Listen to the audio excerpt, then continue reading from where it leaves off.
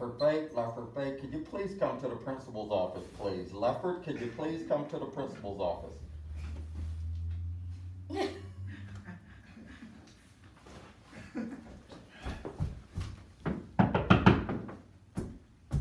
Hey, Mr. Wilson, how you doing, sir? Fine. What can I do for you? Leffert,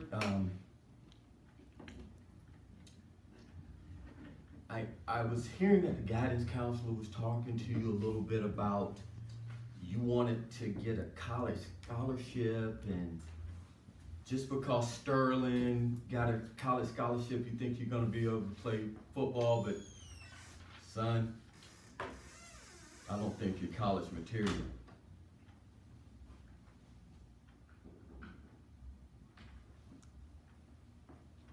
But I wanted to be the first to go to college in my family. You know, college isn't for everybody. You can join the Army.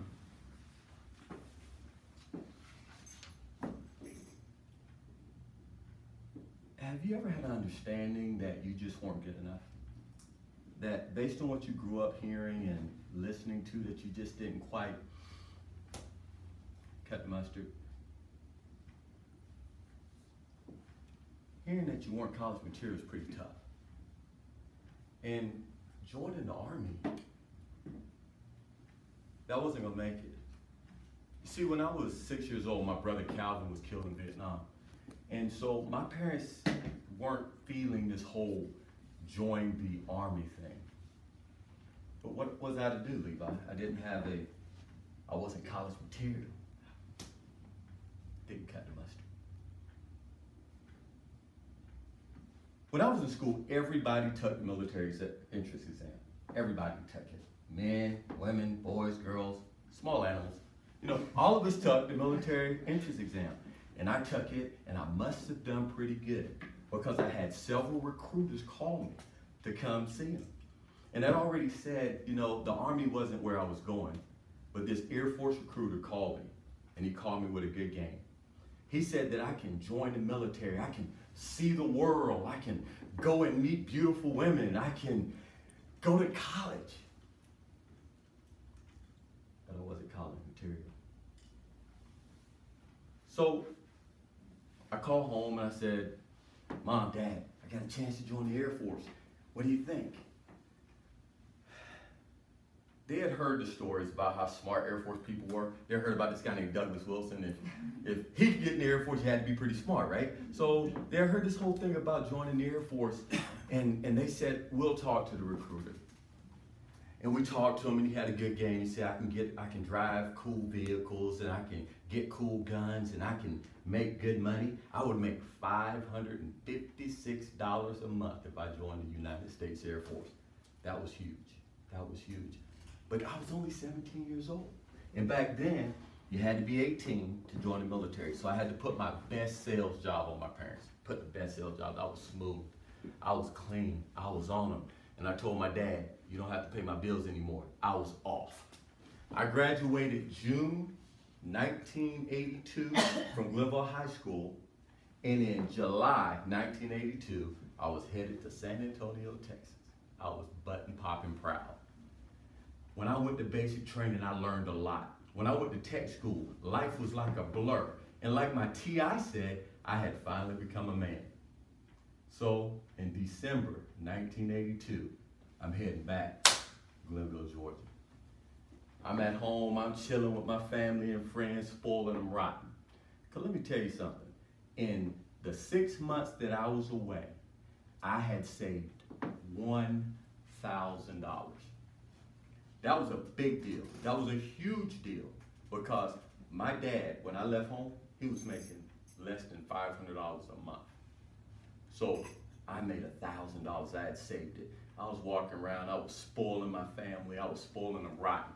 And the girls that didn't know who I was when I left home in July, thought I was the man now in December. I was walking, I was feeling fine, I was doing great things. Life was going really, really well. But December 19th, 1982, I hit the wall. I was walking down the street in front of the Dairy Queen with this old girlfriend that I used to hang out with. And we were just laughing and joking and chilling, and it was really cool. And I really wasn't paying attention, but right behind us, a police car spun up behind us and just, and on the camera, I was like, when he said, hey, come over here. And so, you know, me, I'd gone to Air Force. I'm an Air Force security policeman. I'm thinking, I'm gonna show off my new badge, because you know, I'm a cop. So when I got my girl next to me, you know, I'm gonna do a little showing out. So I'm moseying over to the cop with my little lean and walk. But I noticed the look on his face. And it wasn't what I expected. He had his hand on his weapon, and he was looking at me kind of oddly. And he said, hey, come here. I went over and said, what's up? I'd gone from hero to zero in about 5 seconds. He said, hey, where'd you get that necklace? I said, I bought it when I was in Texas. He said, where's the receipt? A receipt? Why would I have a receipt? He went back and talked on the radio. Yeah, 6'2", 130, he's black. Yeah. Did you come ride with me? Sure. My military training told me that I should go with him. But because of who I was and where I grew up, I kind of felt that I didn't have a whole lot of choice. You see, I never cut the mustard. So I got in the back of the car and we rode down to a local pawn shop. And we got in there and the owner of the pawn shop, Mr. Burkhalter, came out and he fingered my necklace. Has anybody ever touched you or your stuff and you just felt like you didn't cut it? Because that decision was going to change your life. But he said, hey, that's not my necklace. That's Bo's boy, and he's a good one. He went and joined the service. He sounded like he was really proud of me. I guess I should have been grateful. I must admit I wasn't feeling very grateful at the moment, or very gracious.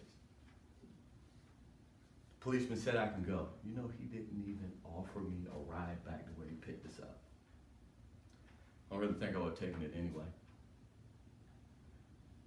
My girl and I was walking towards home, and she was laughing and joking. She would say, it's just, don't even worry about this, how crazy Glenville is. But I just lost interest. I just didn't feel like it was anything I can deal with. So I walked on home, and I was hanging out with my family. I couldn't tell them about it. But my girl, she told my sister, and my sister told my folk. And, they didn't seem like it was that big of a deal. They just kind of blew it off. Everybody thought it was okay. Everybody except me. You see, I come to a point where the way I felt about myself made that okay. I didn't have an understanding that I can do more and I can be more. I didn't have that understanding. So this is what I said. I said, Leffert Bunky, you going to North Dakota, you getting ready to be an airman, you're going to defend your country, you're going to be all right. So I just left. Got to Minot, North Dakota. I did well. I was smart. I did really well on my QC. I got 100%, the first airman to ever get 100%. Started feeling good about myself. Started feeling good. They were saying, good job, he's a hard worker, awesome airman. I felt better and better. I started doing really good. I started saving more money, hanging out, just doing great things. But I don't know if you've ever been stuck. But if you've ever been stuck, stuck sucks. And I was stuck. As I said, I was making money, I was doing well. They said I was a sharp troop, things were going well. But it was as if I would take 3 steps forward and I'd take 4 steps back. I'd won this thing called below the zone. A below the zone airman means you get your stripe a little bit early. I got the stripe early. I had just been notified I got into a vehicle accident for some silly reason. I left the scene of the accident, and I lost that stripe. I would save hundreds of dollars, and I wouldn't pay a bill. I get called into the first sergeant's office, and that's never good. I would talk to my roommate, I'd talk to my friends, I'd even call my mom, but I could never get it right. And I met a man named John Gunther. And John Gunther told me something that changed my life. Stand by for the next time we speak, and I'll give you the rest of the story. Miss Toastmaster of the night. Joseph was like,